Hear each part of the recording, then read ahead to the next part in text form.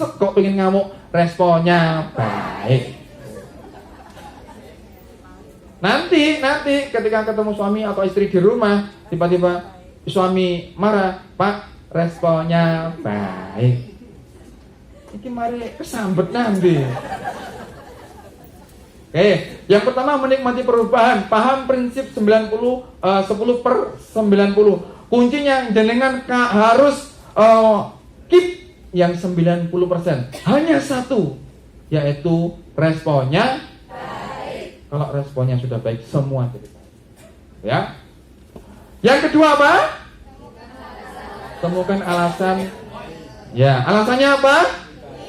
Ibadah. Ingat, kalau alasannya ibadah berarti tidak ada malas-malasan dalam bekerja. Kalau orang Islam, orang beriman, bekerjanya aras-arasan, ada yang salah dalam keberimanannya. Kalau ada Islam, orang yang beriman, bekerjanya malas-malesan, berarti niatnya bukan ibadah. Orang yang niat ibadahnya benar, maka kerjanya pasti baik. Orang yang niat kerjanya benar, maka di tempat kerjanya apapun yang terjadi, dia akan enjoy saja, gitu ya. Yang ketiga apa? Setiap hari berangkat kerja, bukan berangkat mencari kerja itu nggak enak, nggak nyaman Bapak Ibu. Saya dulu setiap hari 3 kilo jalan kaki, berarti PP 6 kilo. Lowongan, Pak, ada lowongan, seperti itu dulu ya. Yang keempat apa? Perlakukan rekan kerja sebagai anggota keluarga, gitu ya. Yang kelima apa? Punya peranan dan kontribusi. Sing entengan tulung liyan, gitu ya. Jangan misalnya sudah membantu tapi dia kok ngeselin, biarin aja, nggak usah diambil hati, jangan ngundang emosi. Wis pokoknya misalnya bantu. Ingat, kalau dia tetap ngeselin, teman-teman punya tabungan kebaikan, dan tabungan kebaikan itu bisa diambil kapanpun ketika teman-teman mau. Hanya teman-teman mungkin nggak tahu caranya. Jadi orang itu kalau berbuat baik, terus tabungan itu akan cair dan bisa diminta selama teman-teman hidup di dunia ini. Caranya bagaimana? Nanti silakan japri ke saya. Yang terakhir, terapi bahagia. Nah, terapi bahagia itu simple banget caranya. Simple banget. Tapi ini cukup powerful. Siapa yang punya masalah di sini? Cuk. Wajah-wajah bermasalah semua ya. Oke, siapa yang punya utang di sini, Cung? Hutang, pengumuman utang ya, hutang. Sik. Kalau saya tanya Jong, angkat tangan ya, jangan hutang. Isin aku. Yuk, siapa yang punya hutang di sini, Jong? Punya hutang ya?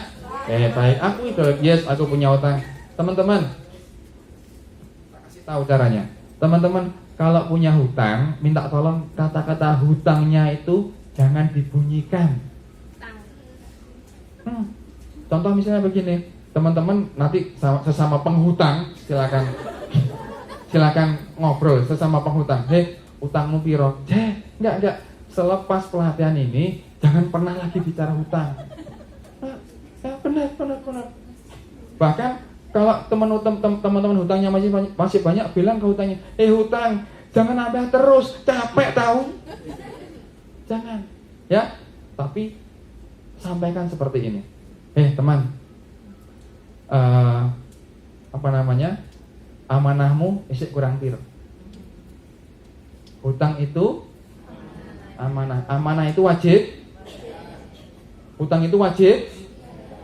Nah, sekarang hutang jangan pernah lagi. Hutang itu, hutangmu piro? Gak enak begini, bener gak?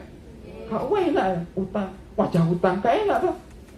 Tapi ganti, amanah motormu sik kurang piro? Beda.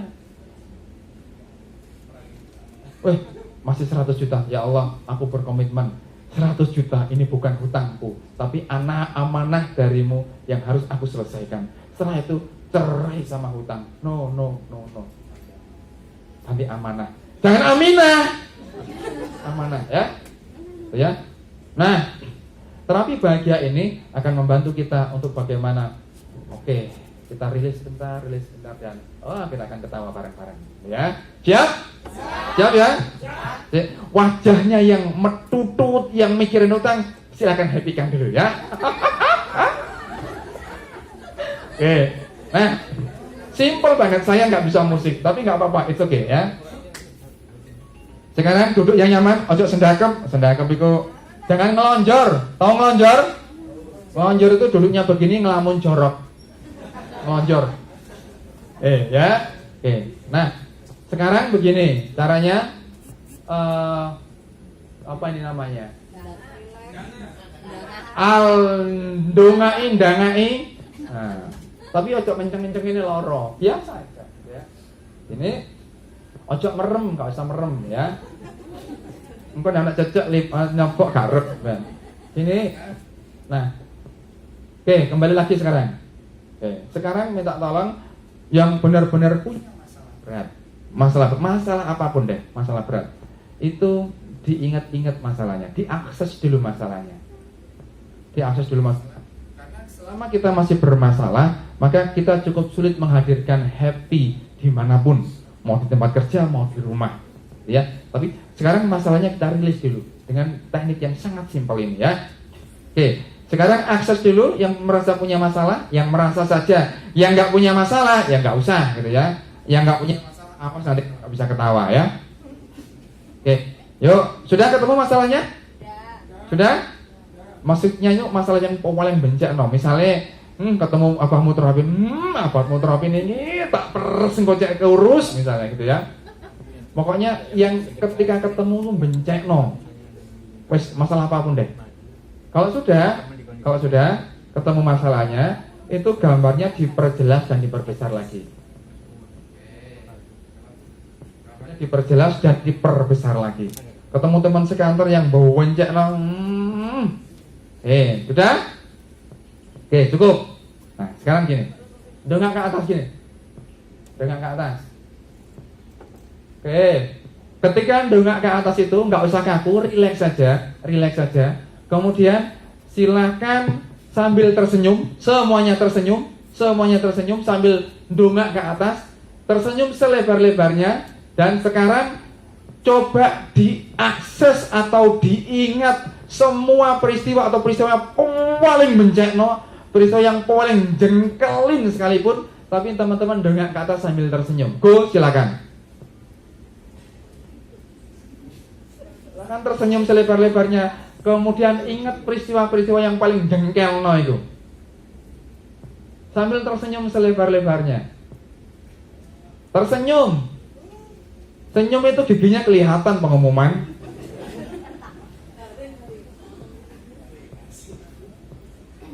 Oke, hitungan ketiga ya.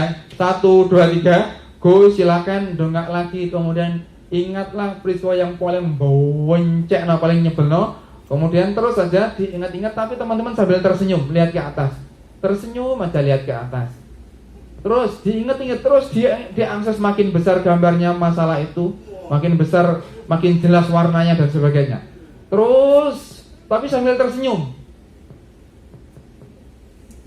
Oke, cukup. Pertanyaan saya, ketika teman-teman tersenyum sambil dongak ke atas dan mengakses peristiwa yang paling bencana, rasanya piye?